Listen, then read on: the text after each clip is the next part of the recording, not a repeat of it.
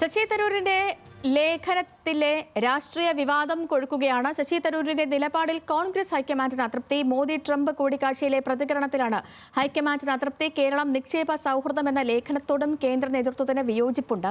പ്രവർത്തക സമിതി അംഗമെന്ന നിലയിൽ പ്രതികരണത്തിൽ കൂടുതൽ ജാഗ്രത പാലിക്കണമെന്നാണ് ഹൈക്കമാൻഡ് നിലപാട്. ഇതിനിടയിൽ തരൂരിനെ രൂക്ഷമായ ഭാഷയിൽ വിമർശിച്ച് കോൺഗ്രസ് മുഖപത്രമായ വീക്ഷണത്തിന്റെ മുഖപ്രസംഗം. അതേസമയം CPM മുഖപത്രമായ ദേശാഭിമാനി തരൂരിനെ പ്രകീർത്തിക്കുകയാണ് ചെയ്തത്. വിവരങ്ങളുമായി അർജുൻ രാജും ബിനിൽ ലീല സാബുവും ഉണ്ട് നമുക്കിപ്പം.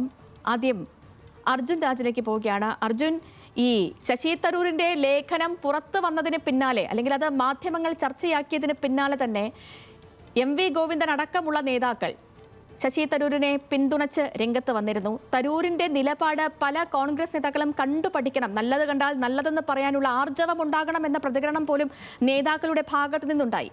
ഇന്ന് ദേശാഭിമാനിയുടെ മുഖപ്രസംഗത്തിലും തരൂരിനെ പുകഴ്ത്തിയാണ് ലേഖനത്തിൽ എന്തൊക്കെയാണ്?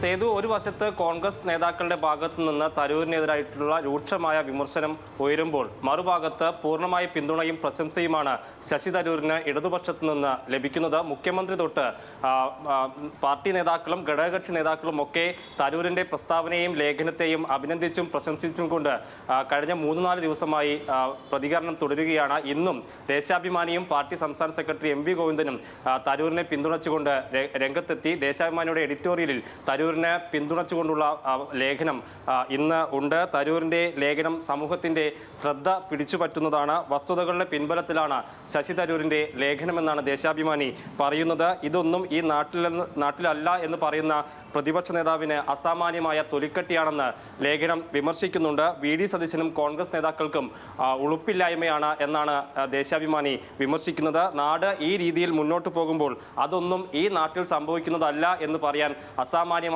തൊലിക്കട്ടി വേണമെന്നും ദേശാഭിമാനി വിമർശിക്കുകയാണ്. ശശി തരൂരിനെ പിന്തുണയ്ക്കുകയും കോൺഗ്രസ് നേതാക്കളെ രൂക്ഷമായി വിമർശിക്കുകയും ചെയ്യുന്നതാണ് ദേശാഭിമാനിയുടെ ഭാഷ. ഇന്ന് മാധ്യമങ്ങളെ കണ്ട പാർട്ടി സംസ്ഥാന സെക്രട്ടറി MV ഗോവിന്ദനും തരൂരിനെ പിന്തുണച്ചും കോൺഗ്രസ് നേതാക്കളെ വിമർശിച്ചും രംഗത്തെത്തി. സത്യസന്ധമായി കാര്യങ്ങൾ അവതരിപ്പിക്കുന്നവരെയെല്ലാം കോൺഗ്രസ് സമീപിക്കുന്നത് എങ്ങനെയാണ് എന്നതിന് തെളിവാണ് തരൂരിനെതിരായിട്ടുള്ള ഈ പ്രസ്താവനകൾ ചൂണ്ടിക്കാണിക്കുന്നതെന്നാണ് MV ഗോവിന്ദൻ വിമർശിച്ചത്. വസ്തുതയെ പരിഹസിക്കാനാണ് കോൺഗ്രസ് ശ്രമിക്കുന്നത്, ശരിയായ കാര്യം അവതരിപ്പിക്കാനാണ് ശശി തരൂർ ശ്രമിച്ചതെന്നും ഇന്ന് പാർട്ടി സംസ്ഥാന സെക്രട്ടറി വ്യക്തമാക്കി. അതായത് ഈ അവസരം പരമാവധി ഉപയോഗപ്പെടുത്താനാണ് ഇടതുമുന്നണി തീരുമാനിച്ചിട്ടുള്ളത്. പ്രത്യേകിച്ച് വികസന കാര്യങ്ങളിൽ ഇടതുപക്ഷം മുന്നോട്ട് പോകുകയാണെന്ന ധ്വനി ഉണ്ടാക്കിയെടുക്കാൻ എതിർപക്ഷത്തു നിന്നുള്ള ഒരാൾ തന്നെ പ്രതികരണവുമായി രംഗത്തെത്തിയത് പരമാവധി മുതലെടുക്കാനാണ് CPMന്റെ ശ്രമം. അതിൽ മുഖ്യമന്ത്രി ഉൾപ്പെടെ ഈ മുന്നിൽ ഉണ്ടെന്നുള്ളതാണ് പ്രധാനപ്പെട്ടത്.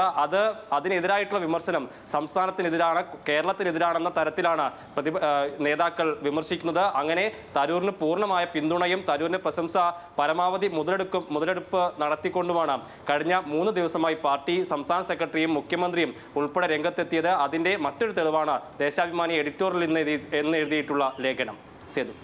ശരി അർജുൻ, അങ്ങനെ തല്ലും തലോടലും എന്ന് വേണമെങ്കിൽ പറയാം.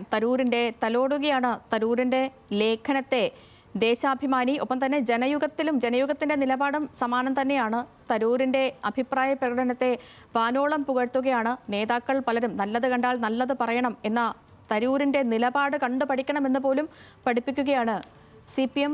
ഇനി കോൺഗ്രസിന്റെ മുഖപത്രത്തിലും വീക്ഷണത്തിലും ഇതുപോലെ തരൂരിനെ വിമർശിച്ചുകൊണ്ടുള്ള ലേഖനം വന്നിട്ടുണ്ട്. അതിന്റെ വിശദാംശങ്ങളുമായി ബിനിൽ ലീല സാബുവാണ് നമുക്കിപ്പം ഉള്ളത്. ബിനിൽ, തരൂർ കഴിഞ്ഞ ദിവസം പോലും ആവർത്തിച്ചത് താൻ പറഞ്ഞതിൽ ഒരു തെറ്റുമില്ല, കഴിഞ്ഞ 16 വർഷമായി സംസ്ഥാനത്ത് വികസനം വേണം എന്ന തന്റെ ആവശ്യം നിലനിൽക്കുന്നുണ്ട്.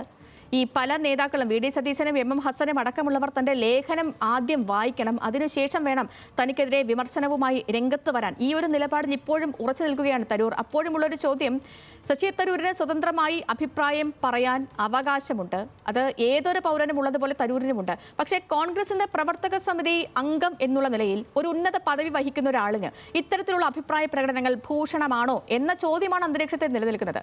വീക്ഷണം മുഖപത്രത്തിൽ എന്താണ് ശശി തരൂരിനെ കുറിച്ച് പറഞ്ഞിരിക്കുന്നത്? രൂക്ഷമായ വിമർശനം തന്നെയാണ് വീക്ഷണത്തിലും ഉയർത്തിയിരിക്കുന്നത്. അതായത് അതിൽ ചൂണ്ടിക്കാണിക്കുന്ന പ്രധാനപ്പെട്ട കാര്യം നമ്മൾ ആദ്യം മുതൽ പറയുന്നതാണ്.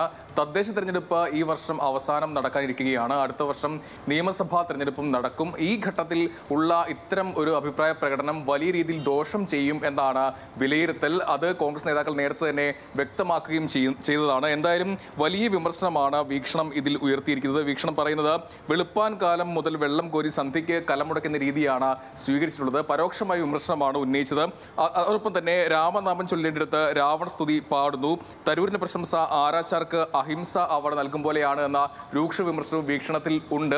എന്തായാലും ഇക്കാര്യത്തിൽ സംസ്ഥാനത്തെ കോൺഗ്രസ് നേതാക്കൾ തുടക്കം മുതൽ തരൂരിനെ അതിരൂക്ഷമായ ഭാഷയിലാണ് വിമർശിച്ചത്. പ്രത്യേകിച്ച് ഈ കണക്കുകൾ വെച്ചുള്ള തരൂരിന്റെ ലേഖനം, ഈ കണക്കുകൾ എവിടെ നിന്നാണ് തരൂരിന് കിട്ടിയത്, ഈ കണക്കുകൾ ശരിയല്ല എന്ന് വി ഡി സതീശൻ ആവർത്തിച്ച് പറഞ്ഞു. പക്ഷേ അതിനുള്ള മറുപടി വി ഡി സതീശൻ തരൂർ നൽകിയത് ഈ ലേഖനം കൃത്യമായി വായിക്കണമെന്നാണ്. അത് പ്രതിപക്ഷ നേതാവിനുള്ള മറുപടി തന്നെയായിരുന്നു. തുടർന്ന് അദ്ദേഹം അത് ആവർത്തിക്കുകയും ചെയ്തു. പക്ഷേ മുന്നണിയിൽ ഇക്കാര്യം ഒരു പ്രശ്നമായി ഉയർന്നു വന്നു. അതായത് ഇടത് സർക്കാരിനെ, പ്രത്യേകിച്ച് വ്യവസായ വകുപ്പിനെ പ്രശംസിച്ച് മുന്നോട്ട് വരുമ്പോൾ നേരത്തെ UDF സർക്കാരിന്റെ കാലത്തെ വ്യവസായ വകുപ്പിനെ തള്ളിപ്പറയുന്ന രീതിയാണെന്നൊരു വിമർശനമാണ് ഉയർന്നു വന്നത്. പ്രത്യേകിച്ച് ലീഗാണ് അന്ന് വ്യവസായ വകുപ്പ് കൈകാര്യം ചെയ്യുന്നത്. PK കുഞ്ഞാലിക്കുട്ടിയാണ്.